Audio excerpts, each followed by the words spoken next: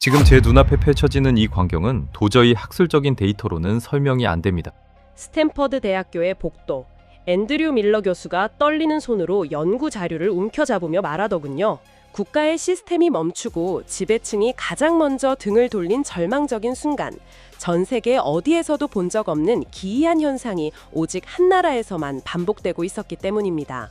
총칼이 아닌 낫을 들고 보상도 없이 사지로 뛰어드는 사람들.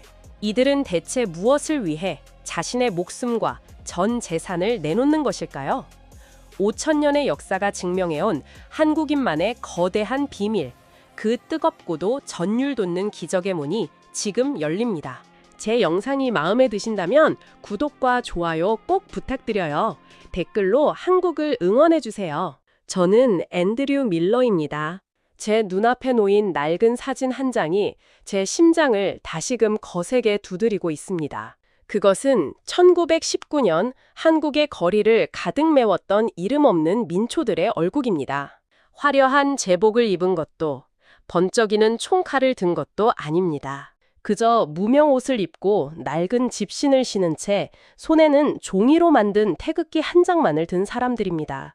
앤드류 밀러라는 이름의 정치학자로서 제가 마주한 두 번째 충격, 그것은 국가라는 껍데기가 완전히 박살나 지도 위에서 지워진 상황에서도 끝내 해체되지 않았던 한국인의 경이로운 정신적 방어망입니다. 여러분, 나라를 잃는다는 것은 단순히 땅을 빼앗기는 문제가 아닙니다. 그것은 내가 누구인지 말할 수 있는 언어를 뺏기고 내가 믿어온 역사를 부정당하며 결국 내 존재의 뿌리 자체가 뽑혀나가는 공포입니다. 1910년 일제에 의해 한국이 강제로 병합되었을 때 전 세계는 냉소적인 반응을 보였습니다.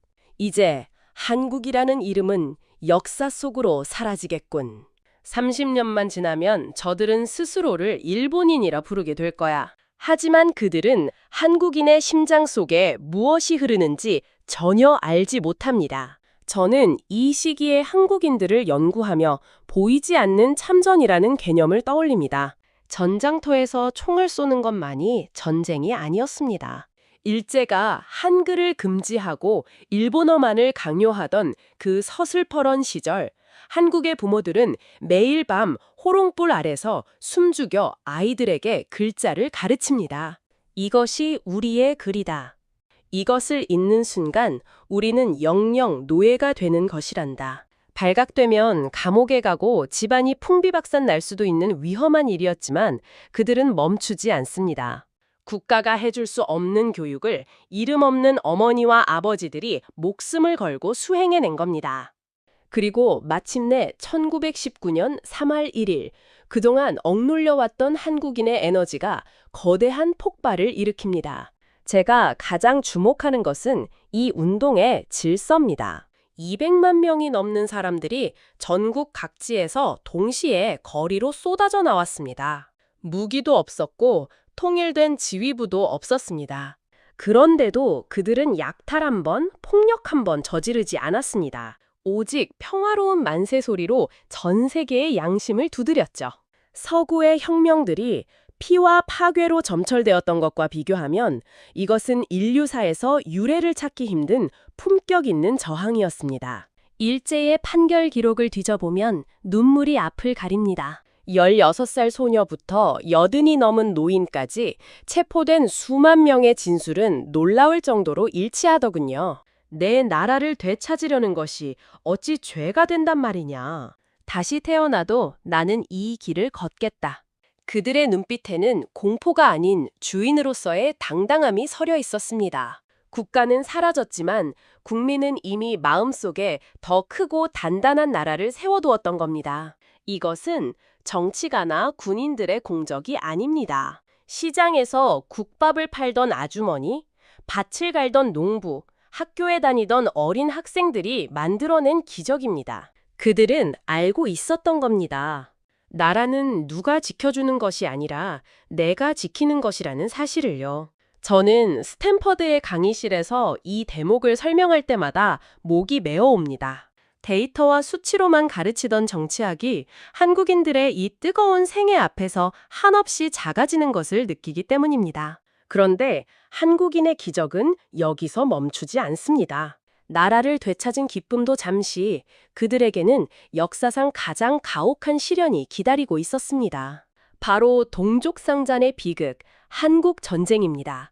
전 국토가 폐허가 되고 먹을 것조차 없던 그 시절, 세계의 경제학자들은 입을 모아 말했습니다. 이 나라는 복구되는데 최소 100년은 걸릴 것이다. 아니, 영원히 원조 없이는 살 수 없는 나라가 될지도 모른다. 하지만 한국인들은 다시 한번 그 오만한 예측을 보기 좋게 걷어차버립니다. 자원이 있습니까? 기술이 있습니까?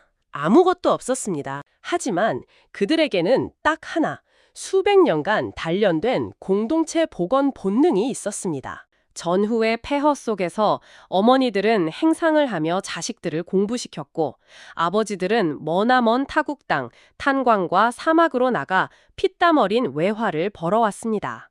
내 자식에게만큼은 가난을 물려주지 않겠다는 그 처절한 결심이 모여 지금 우리가 보는 세계 시위권의 경제대국 대한민국을 만들어낸 겁니다. 저는 한국의 시장 골목에서 만나는 주름진 어르신들의 손을 볼 때마다 경외감을 느낍니다. 그 거친 손마디 하나하나가 바로 한국의 역사이자 전 세계가 경악한 기적의 증거이기 때문입니다. 국가가 붕괴했을 때 스스로 방파제가 되어 파도를 막아내고, 나라가 가난할 때 스스로 거름이 되어 땅을 일궈낸 분들. 이분들의 삶 자체가 바로 국가 그 자체였습니다. 하지만 여러분, 진짜 놀라운 이야기는 이제부터입니다. 과거의 희생이 오늘날의 풍요로 끝났다면 저는 이 연구를 시작하지 않았을 겁니다. 한국인들에게는 위기가 닥칠 때마다 잠자던 거인이 깨어나듯 발휘되는 또 다른 초능력이 있더군요. 평상시에는 누구보다 치열하게 경쟁하며 살아가던 이들이 결정적인 순간에 하나로 뭉쳐 전 세계를 다시 한번 뒤흔든 사건들. 그것은 기술력의 차이를 넘어서는 인간 존엄에 대한 한국인만의 독특한 집착이 만들어낸 결과물이었습니다.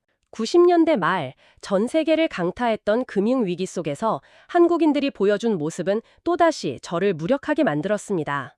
다른 나라 국민들이 정부를 탓하며 은행으로 달려가 돈을 뺄 때 한국인들은 집안에 숨겨둔 금부치를 들고 거리로 나왔습니다. 이 말도 안 되는 광경을 지켜보던 해외 언론들은 한국인들은 도대체 어떤 유전자를 가졌느냐며 비명을 질렀죠. 계산기만 두드리는 경제학자들은 절대 이해할 수 없는 한국인만의 뜨거운 반전. 자신의 보석보다 나라의 신용을 먼저 생각했던 그 전율 돋는 현장.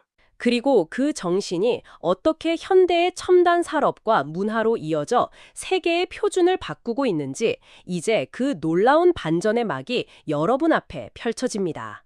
이들의 본능이 깨어나는 순간 불가능이라는 단어는 한국 역사에서 영원히 지워지게 됩니다. 여러분, 나라를 잃는다는 것은 단순히 땅을 빼앗기는 문제가 아닙니다. 그것은 내가 누구인지 말할 수 있는 언어를 뺏기고 내가 믿어온 역사를 부정당하며 결국 내 존재의 뿌리 자체가 통째로 뽑혀나가는 공포입니다. 1910년 일제에 의해 한국이 강제로 병합되었을 때 전 세계는 냉소적인 반응을 보였더군요. 이제 한국이라는 이름은 역사 속에서 영원히 사라지겠군.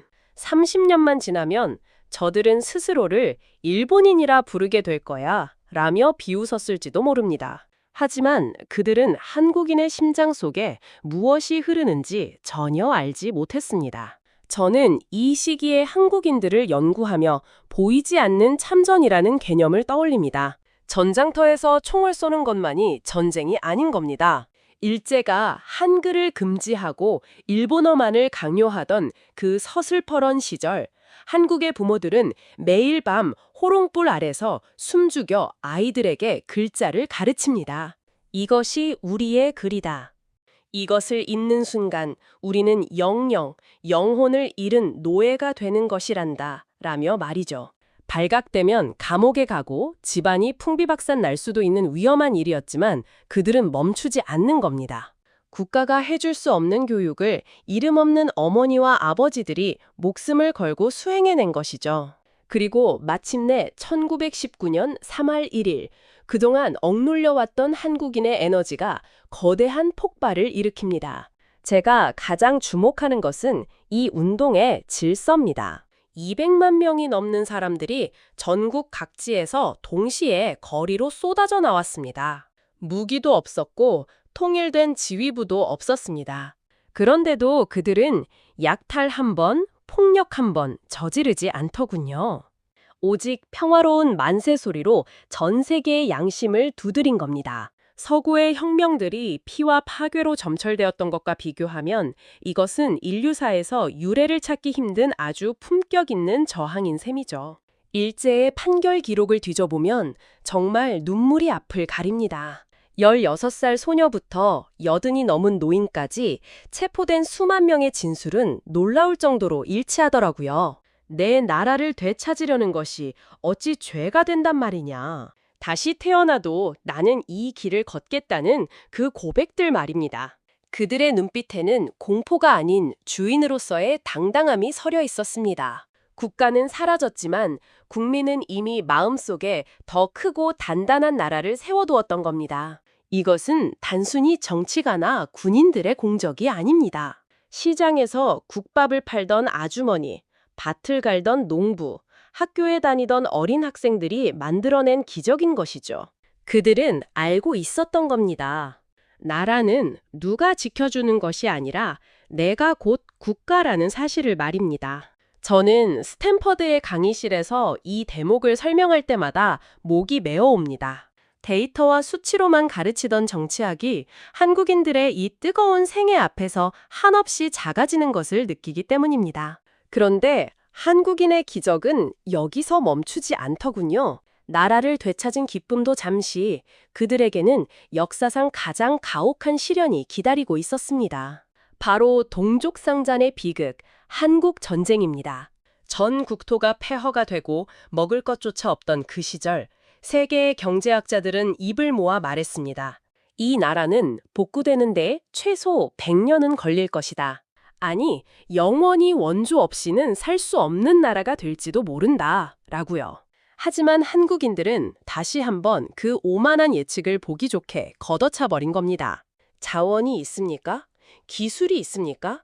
정말 아무것도 없었습니다. 하지만 그들에게는 딱 하나, 수백 년간 단련된 공동체 복원 본능이 있었습니다. 전후의 폐허 속에서 어머니들은 행상을 하며 자식들을 공부시켰고 아버지들은 머나먼 타국 땅, 탄광과 사막으로 나가 피땀 어린 외화를 벌어오더군요. 내 자식에게만큼은 이 가난을 절대로 물려주지 않겠다는 그 처절한 결심이 모여 지금 우리가 보는 세계 10위권의 경제대국 대한민국을 만들어낸 겁니다. 저는 한국의 시장 골목에서 만나는 주름진 어르신들의 손을 볼 때마다 깊은 경외감을 느낍니다. 그 거친 손마디 하나하나가 바로 한국의 역사이자 전 세계가 경악한 기적의 증거이기 때문이죠. 국가가 붕괴했을 때 스스로 방파제가 되어 파도를 막아내고 나라가 가난할 때 스스로 거름이 되어 땅을 일궈낸 분들인 겁니다. 이분들의 삶 자체가 바로 대한민국이라는 국가 그 자체였습니다. 하지만 여러분, 진짜 놀라운 이야기는 이제부터입니다. 과거의 희생이 오늘날의 풍요로 끝났다면 저는 이 연구를 시작하지도 않았을 겁니다. 한국인들에게는 위기가 닥칠 때마다 잠자던 거인이 깨어나듯 발휘되는 또 다른 초능력이 있더군요. 평상시에는 누구보다 치열하게 경쟁하며 살아가던 이들이 결정적인 순간에 하나로 뭉쳐 전 세계를 다시 한번 뒤흔든 사건들 말입니다. 그것은 기술력의 차이를 넘어서는 인간 존엄에 대한 한국인만의 독특한 집착이 만들어낸 결과물이었습니다. 90년대 말 전 세계를 강타했던 금융위기 속에서 한국인들이 보여준 모습은 또다시 저를 무력하게 만들더군요. 다른 나라 국민들이 정부를 탓하며 은행으로 달려가 돈을 뺄 때 한국인들은 집안에 숨겨둔 금부치를 들고 거리로 나왔습니다. 이 말도 안 되는 광경을 지켜보던 해외 언론들은 한국인들은 도대체 어떤 유전자를 가졌느냐며 비명을 질렀을 정도니까요. 계산기만 두드리는 경제학자들은 절대 이해할 수 없는 한국인만의 이 뜨겁고도 강렬한 반전, 자신의 보석보다 나라의 신용을 먼저 생각했던 그 전율 돋는 현장이 눈앞에 선합니다. 그리고 그 정신이 어떻게 현대의 첨단 산업과 문화로 이어져 세계의 표준을 바꾸고 있는지 이제 그 놀라운 반전의 막이 여러분 앞에 펼쳐지려 합니다. 이들의 본능이 깨어나는 순간 불가능이라는 단어는 한국 역사에서 영원히 지워지게 되는 것이죠. 지금 그 기적 같은 변화의 현장을 생생하게 따라가 보려 합니다. 제 눈앞에 놓인 낡은 사진 한 장이 제 심장을 다시금 거세게 두드리고 있습니다. 그것은 1919년 한국의 거리를 가득 메웠던 이름 없는 민초들의 얼굴입니다. 화려한 제복을 입은 것도 번쩍이는 총칼을 든 것도 아닙니다. 그저 무명 옷을 입고 낡은 집신을 신은 채 손에는 종이로 만든 태극기 한 장만을 든 사람들인 것이죠. 저 앤드류 밀러라는 이름의 정치학자가 마주한 두 번째 충격은 바로 이것입니다. 국가라는 거대한 껍데기가 완전히 박살나 지도 위에서 지워진 상황에서도 한국인이라는 정체성은 결코 해체되지 않았다는 사실 말입니다. 90년대 말 평화롭던 한국의 거리를 휩쓴 것은 총성도 포탄 소리도 아닌 차가운 숫자들이 적힌 팩스 한 장이었습니다. 전 세계를 공포로 몰아넣은 아시아 금융위기. 태국과 인도네시아가 차례로 무너지고 마침내 그 거대한 파도가 한국의 심장을 정면으로 강타한 것이죠. 저는 앤드류 밀러입니다. 제가 지금 이 연구실에서 보고 있는 것은 경제학의 모든 공식을 비웃으며 전 세계를 경악하게 만든 한국인들의 세 번째 기적적 참전에 관한 기록인 겁니다. 여러분, 국가부도라는 단어가 주는 무게를 아십니까? 그것은 단순히 나라에 돈이 없는 상태가 아닙니다. 내 지갑 속의 돈이 종이 조각이 되고 평생을 바친 직장이 하루아침에 사라지며 가장의 어깨가 무너져 내리는 절망인 것이죠. 당시 해외 언론들은 한국을 향해 사형 선고를 내리더군요. 한국은 이제 끝났다. 서구의 자본에 완전히 종속되어 영원히 그늘에서 벗어나지 못할 것이라며 말입니다. 하지만 그들이 간과한 것이 있었습니다. 한국인들에게 국가는 단순히 정부가 아니라 내가 지키고 가꾸어야 할 내 집이었다는 사실을 말이죠. 1998년 초 한국의 은행 앞에는 전 세계 어디에서도 볼 수 없는 기이한 줄이 생기기 시작합니다. 돈을 찾으러 온 사람들이 아니었습니다. 오히려 소중한 것을 내놓으러 온 사람들이었던 겁니다. 바로 금 모으기 운동의 시작인 것이죠. 저는 이 장면을 담은 영상을 보며 온몸에 전율이 돋는 것을 느꼈습니다. 갓 돌을 맞이한 아기의 돌반지, 결혼할 때 서로의 손가락에 끼워주었던 정표인 결혼반지, 그리고 돌아가신 어머니가 유품으로 남겨준 소중한 목걸이까지. 나라가 살아야 내 아이도 살 것 아닙니까? 라며 눈물을 훔치며 금을 내놓는 어머니들의 모습은 제 이성적인 정치학 이론을 완전히 마비시켜버리더군요. 다른 나라 같았으면 상상도 못할 일입니다. 국가가 위기에 처하면 사람들은 보통 자신의 자산을 해외로 빼돌리거나 금을 사서 숨기기 바쁜 법인 것이죠. 하지만 한국인들은 정반대였습니다. 장롱 속에 깊숙이 넣어두었던 자신의 생명줄 같은 금을 꺼내 나라의 곳간을 채우기 위해 달려온 겁니다. 단 2달 만에 350만 명이 참여해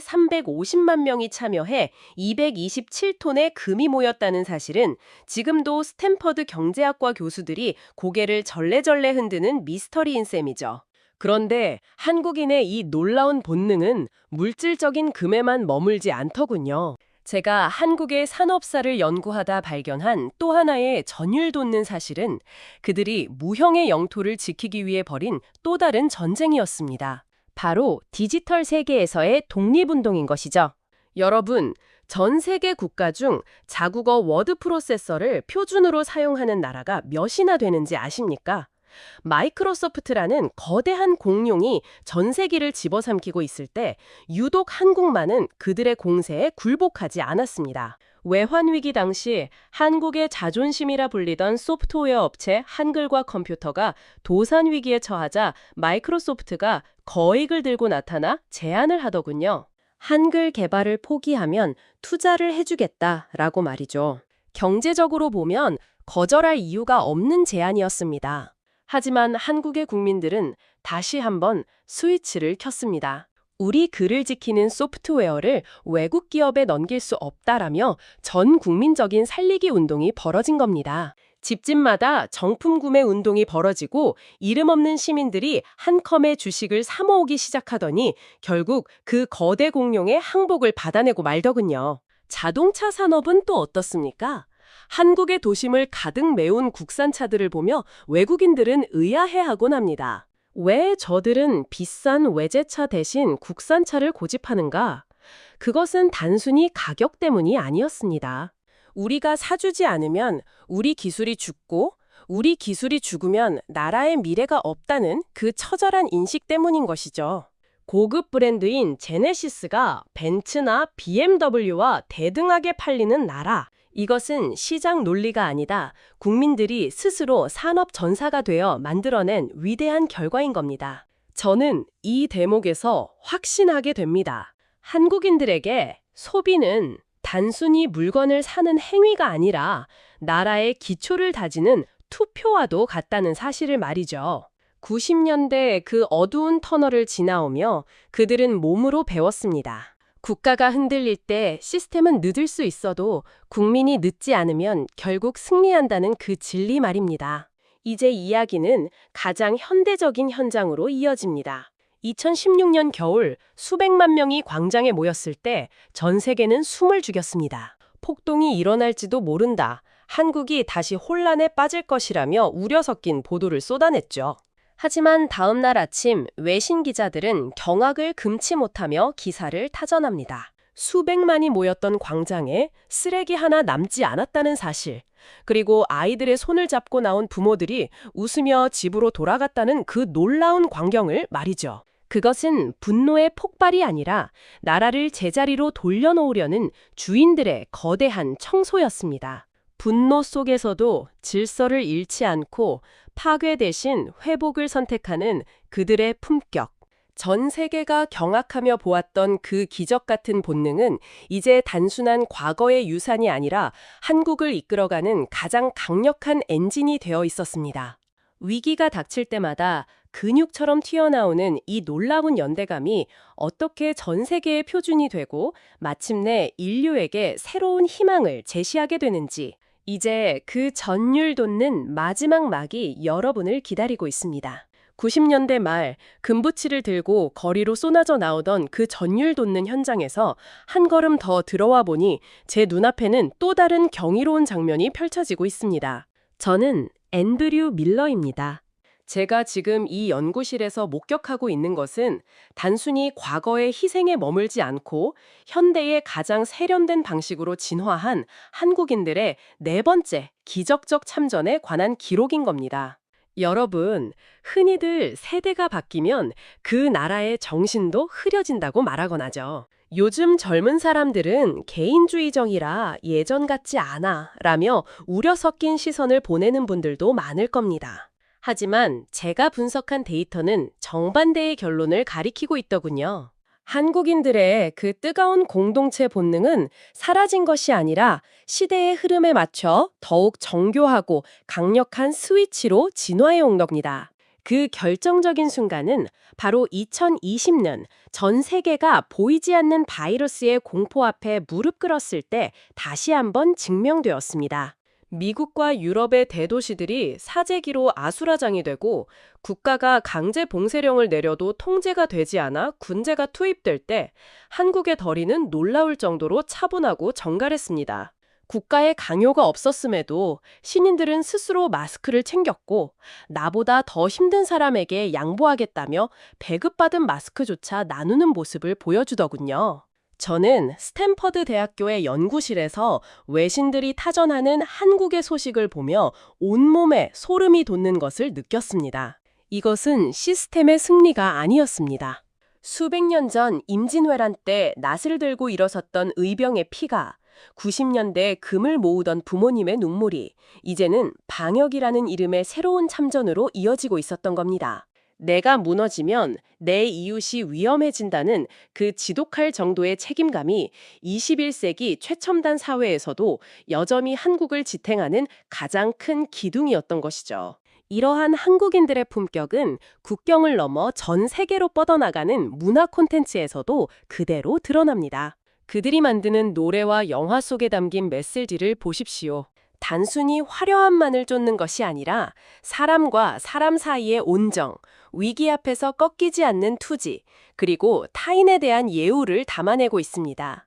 전 세계가 한국의 문화에 열광하는 진짜 이유는 그 세련된 껍데기 안에 들어있는 한국인만의 뜨거운 심장을 발견했기 때문인 겁니다. 이제 저는 제 평생의 연구를 마무리하며 확신에 찬 어조로 결론을 내리려 합니다. 한국은 결코 무너질 수 없는 나라입니다. 국가는 흔들릴 수 있고 시스템은 오류를 범할 수 있지만 그 모든 공백을 자신의 몸으로 메우는 위대한 국민들이 살아있는 한 이 나라는 매번 기적을 갱신하며 앞으로 나아갈 수밖에 없는 것이죠. 저는 이 연구를 통해 제 자신에게 던졌던 질문에 대한 답을 찾았습니다. 어떻게 이 나라는 지도 위에서 지워졌던 순간에도 다시 살아남아 세계의 중심에 섰는가? 그 답은 영웅 한 명의 활약이 아니었습니다. 지금 이 영상을 보고 계시는 여러분, 그리고 우리 곁에 평범한 이웃들이 가진 나라를 내 집처럼 아끼는 마음이 모여 만든 거대한 함성이었던 겁니다. 전 세계가 한국을 우러러 보고 있습니다. 단순히 경제력 때문이 아닙니다. 위기 앞에서 비겁하게 숨지 않고 서로의 손을 잡고 광장으로 나아가며 자신의 소중한 것을 기꺼이 내어놓는 그 인간다운 품격에 경의를 표하고 있는 것이죠. 대한민국은 이제 전 세계가 본받아야 할 인류의 새로운 희망이자 표준이 되었습니다. 오늘 제가 들려드린 이 전율 돋는 사연의 진짜 주인공은 바로 여러분입니다. 수천 년의 세월을 견디며 이 땅을 지켜온 여러분의 헌신과 사랑이 있었기에 저 같은 이반인 학자도 감히 기적이라는 단어를 입에 담을 수 있었던 겁니다. 여러분의 삶은 그 자체로 위대한 역사이며 우리 후손들에게 물려줄 가장 값진 유산인 것이죠. 이 나라를 일구기 위해 평생을 바치신 우리 어르신들의 노고에 고개 숙여 깊은 감사를 전합니다. 여러분이 흘린 피와 땀, 그리고 그 조용한 희생이 없었다면 오늘의 이 찬란한 대한민국은 결코 존재할 수 없었을 겁니다. 우리는 여러분이 지켜낸 이 나라의 가치를 잊지 않겠습니다. 여러분은 우리의 자부심이자 이 시대가 기억해야 할 가장 진정한 영웅들입니다. 함께 공감해 주시고 이 뜨거운 진심을 나눠주시는 여러분의 마음이 저희 채널을 지탱하는 가장 큰 힘이 됩니다. 여러분의 응원이 있기에 우리는 더 많은 기적의 기록들을 세상에 알릴 수 있는 것이죠. 오늘도 이 나라를 사랑하는 마음으로 함께 해주신 여러분께 무한한 존경을 표합니다. 여러분의 삶은 그 자체로 존경받아 마땅하며 당신이 걷는 모든 발자취가 이 나라의 미래를 비추는 등불이 될 것입니다. 오늘도 대한민국을 지켜주셔서 감사합니다. 당신이 있어 참으로 든든하고 자랑스럽습니다. 평생을 버텨오신 그 사랑과 인내를 기억하며 저희는 언제나 여러분의 곁에서 그 숭고한 이야기를 기록하겠습니다. 오늘도 참으로 고생 많으셨습니다. 당신은 우리 모두의 자랑입니다. 편안하고 따뜻한 저녁 되시길 바랍니다.